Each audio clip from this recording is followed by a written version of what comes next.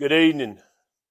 Still good morning to me because we just walked over from the bridge and into the old sanctuary. And I still say good to see you. I can't help it because I look forward to seeing you. That is the reason that I believe that the good Lord is in agreement with me on. So when I say good to see you, and it was amazing. It sort of was amazing a little bit to me because after the message that I heard from our pastor this morning and what I'm going to be speaking on has got a lot of similarities to it, and especially when closing out in prayer, the prayer that some of the talking that I was doing that was leading right on up to the seeds and things of that nature. But good to be with you. But what I want to do in this devotion here is getting us to think about where we at, getting us to stop and realize how much further do we need to go to be all in. And the title that I had is Go All In. In other words, don't be at a point as to where you're holding some things back from God that really is interfering with you giving Him your all. Because one day you're going to have to answer, why didn't you? What was so important of what you were holding on to that you felt like you couldn't give to me, and you would be better off if you just kept it? If we stop and realize that the things that we hold on to is material things, but what God holds on to is our heart. And what we must do is give our heart and soul to Him so that we can reap the harvest and the glory one day in heaven. I want to go to Matthew chapter 19, verse 16. Matthew 19, verse 16. And we're going to talk about God as on His walk. And He came upon this young man that asked Him about what will it take? What will it take for me to be able to make heaven my home? And Jesus was telling him, your commandments. And he asked him, said, why do you call me good anyway? But Jesus says, you shall not murder, you shall not commit adultery, you shall not steal, you shall not bear false witness. Honor your father and your mother, and you shall love your neighbors yourself. The young man said to him, all these things I have kept from my youth. What do I still lack? You see, he thought that's at 80%. He thought he had been living and doing what it took for him to make heaven. In the back of his mind, there's nothing else that I can do. But when Jesus said in verse 21, He said to him, if you want to be perfect, in other words, if you want to clear out all things that interfere, which Jesus knew it from the get-go of what he was holding on to, go and sell what you have and give to the poor, and you will have treasures in heaven, and come and follow me. Now you see, that was something that the young rich man, with that 20% that he was holding on to, that he didn't think that nobody knew about, but he forgot who he was talking to. But Jesus knew the requirements of what it was going to take for him to make heaven his home. And he said, go and sell and give to the poor. Because we're not going to take any material things that we've accumulated here with us. And the young man heard that saying, and he went away sorrowful, for he had great possessions. But it didn't matter to Jesus in heaven. And Jesus said to his disciples, surely I say to you that it is hard for a rich man to enter the kingdom of heaven. I want some understanding here. that there'll be rich men, I believe, in heaven, but they will have God first in their life. They will be used what they have accumulated and being blessed by God, our Savior, and because they shared what they had accumulated. They helped feed the poor. They fed the poor. They gave to those that were in need. What they had accumulated, they knew that they were being blessed by our Father. I believe that those will be cleared out. I believe that they can enjoy the material things here on earth. But when it comes to making that choice, they will say, it can all stay here because I'm not missing heaven for what I accumulated here because I'm just here temporary.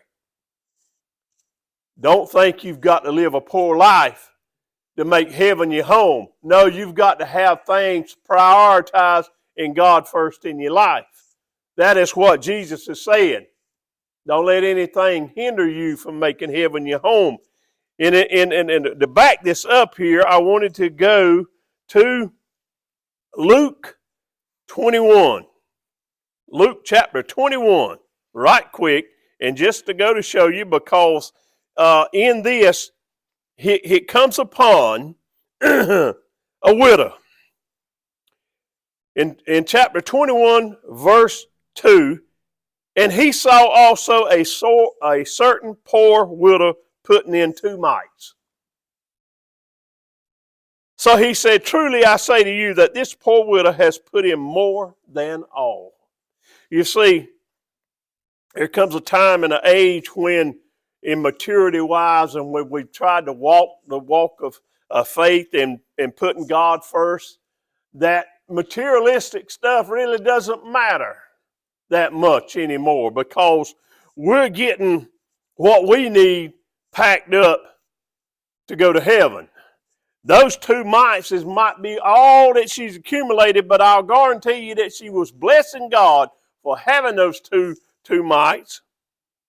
And she knew that if she gave, she was going to be blessed. There was no need that she wasn't going to get because Jesus had already started restocking her inventory when she gave what she had.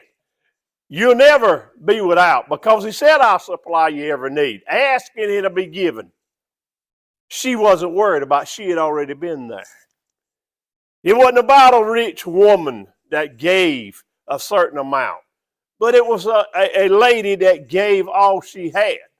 A rich lady could have gave everything she had, but at that particular time, it's not about what you have accumulated here. It's about how is your heart prepared to give him his all. And his all is our heart and soul. Remember that. And remember that because what we accumulate here, we cannot utilize it for the glory if we don't have him first and give him praise for it. Because we'll lose it. We won't be able to hold on to it. It won't be of the value that it could be if we've got him first in our life. Remember that in Philippians 4:19. And my God shall supply all your need according to his riches in glory. If you want some riches, rich man, be able to give it all up. If you want some glory in heaven, poor individual, give what you got. Because all that won't be worth what missing heaven. Glory to Jesus Christ. Romans 8:21, and we know that all things work together for the good of those who love God, to those who are called according to his purpose. We've got a call. And that call may be whatever his time for us to move, be in his hands and feet. Don't look at things that we may have to give up or we'd rather go here and enjoy something that we will not get as much pleasure as where he's wanting to send us. Because sooner or later that if we refuse him enough, that our call order we may fall down on the order where he can't use us because we won't answer his call. Be all in to him. Say, Lord, I'm ready for whatever you call me to do. I'll be your hands and feet. If I've got means of giving, send me to them. I'll share. I'll give what you say. A lot of times, sometimes I've been and I'll see someone and I may have, it's not a matter of accumulation of how much you've got in your pocket. I may have $15. I'm just saying. But there could be somebody there and he says, give them $10. I know it happened to me because the lady needed some gas. I wasn't worried about me having less than what I gave because he was already resupplying me with that blessing. Are you ready to go all in? Let me ask you that.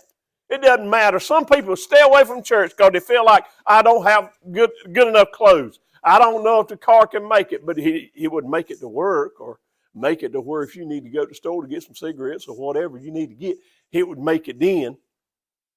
It might not make it to church. Don't worry about that. If you're doing the business of our Father, He's already resupplying. He's already supplying your need. So don't worry about it. I'm just saying go all in before it's too late because you don't want to miss heaven.